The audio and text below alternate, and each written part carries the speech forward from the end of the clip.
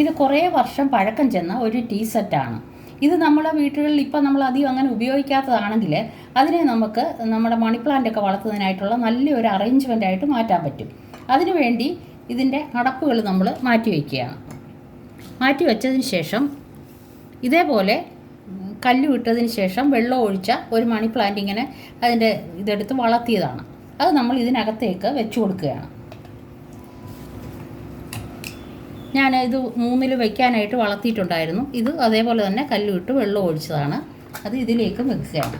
ഇത് നമ്മുടെ പ്ലാസ്റ്റിക് കുപ്പികളിലാണ് നമ്മൾ വെക്കുന്നത്. ഇത് വെള്ളം ഇടയ്ക്കിടയ്ക്ക് ഒഴിച്ചു കൊടുത്താൽ മാത്രം മതി, അല്ലാതെ ഇതിന് വേറെ കുഴപ്പമൊന്നും തന്നെ ഇല്ല. വർഷങ്ങളായിട്ട് ഞാനിങ്ങനെ ചെയ്യുന്നതാണ്.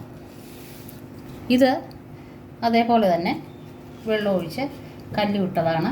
അത് ഇതിൽ ഇറക്കി കൊടുക്കുകയാണ്. ഇപ്പം നമുക്ക് നല്ല രീതിയിലുള്ള ഒരു അറേഞ്ച്മെൻറ്റ് കിട്ടിയിരിക്കുകയാണ്. ഇത് നമ്മൾ നമ്മുടെ ഡൈനിങ് ടേബിളിൻ്റെ നടുക്കായിട്ട് പ്ലേസ് ചെയ്യാനായിട്ട് പോവുകയാണ്.